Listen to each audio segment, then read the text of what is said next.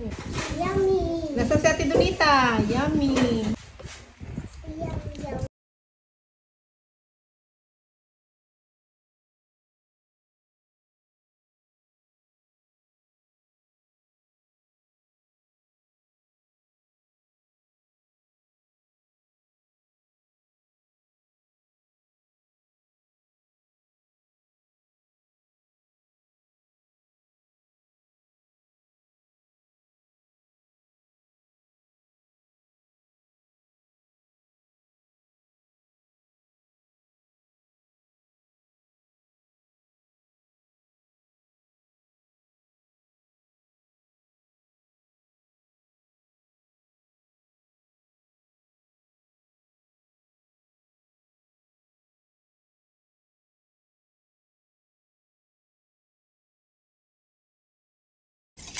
Iko-combine lang po ito natin sa dry.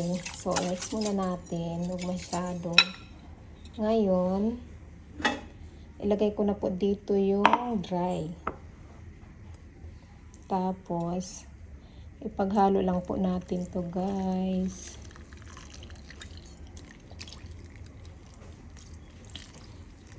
Ala, maliit ata yung lagayan ko guys. So, kunting dahan-dahan.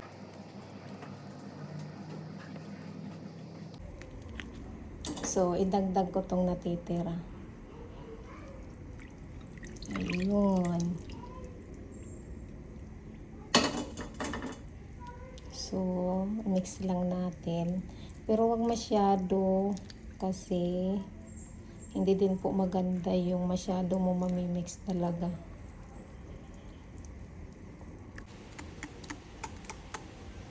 Mix lang natin hanggang matunaw yung mga buo-buo. May mga buo-buo pa eh.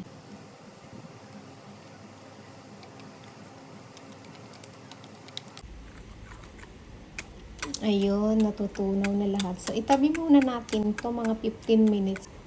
Ihahanda ko naman din yung mga dahon. Ay, nako po, nagkalat na guys. Oh. Yun lang, umaya na. Punasan ko yan. Yun. So, tama na, baka ma-over na din to. Okay na siya, guys. Parang tambay ng busis ko, no? Nakaidlip kasi ako. So, pang merienda po to namin.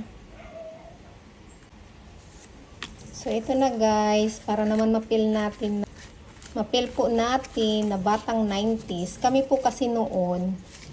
Pero hindi po ganito, ah. Yung ginagamit namin para sa mantika. Dahon ng saging. Gupitin natin. Tapos, pangit ata ah. Ito lang yung gagayanin natin umaya guys eh. Lagyan ng mantika. Taran! Ito yung gagamitin natin pang punas. Yan. Tapos, lagyan ko lang siya ng mantika. Pang mantika lang. Yan ang gagamitin ko pang punas mamaya. Gagano lang natin mamaya. Ay, di ba ang cute?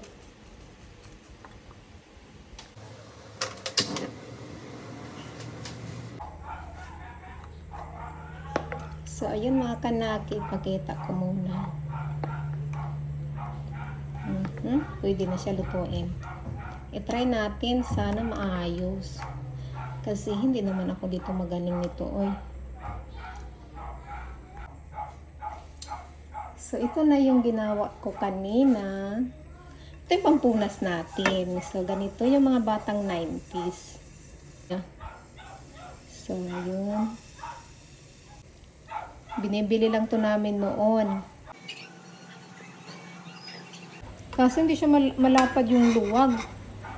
Sandali lang. Ay! Tama kaya yan? O kunting luto pa. Kunting luto pa siguro.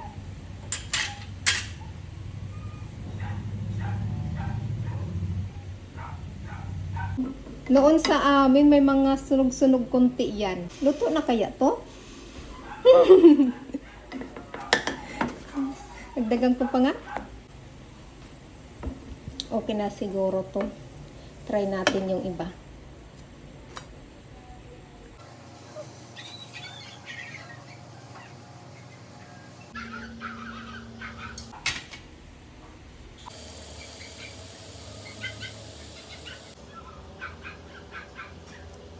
Ito na, sunog-sunog na. Siguro panipisin pa kaya to? Mikos-mikos natin, guys. Kamay-kamayin na natin. Yung bango.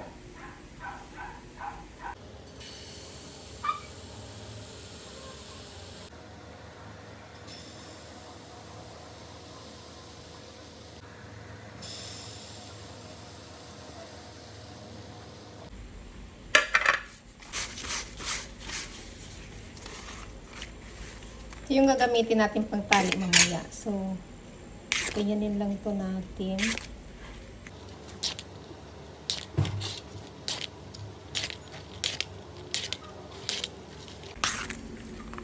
May food color pa yung kamay ko.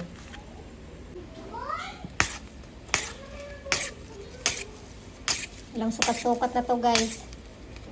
So, yan. Ilan na kaya yan? Marami na ata siguro. Ayun.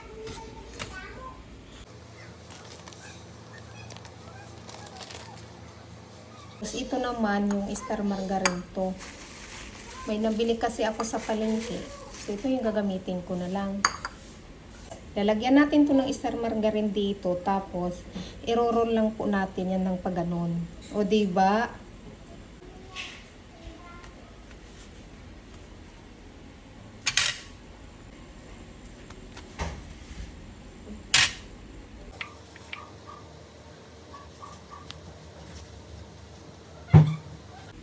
Lagyan lang natin ng sugar. At i-roll po natin to. Yan guys. Tapos, lagyan natin ng tali. So, yan guys. O diba? Ganyan yung mga batang ipis noon. Baliktad at pag-roll ko, guys. Baka paloob yung may sugar. Ulitin ko nga. Ito, nalagyan na ito ng sugar.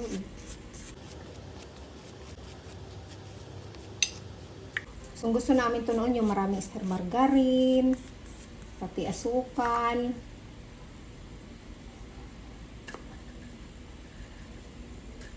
So, ito guys. So, paloob. Parang makalat kasi palabas yung asukal. Yung iba nilalagyan din to sa labas. O itry din natin lagyan yung labas at loob.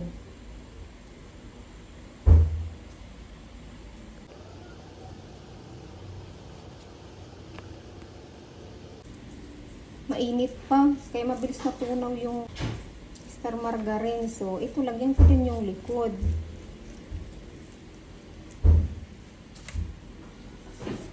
Sugar dito, sugar sa likod. So, wala na, high blood na tayo nito, oy. Tapos, itali natin to guys.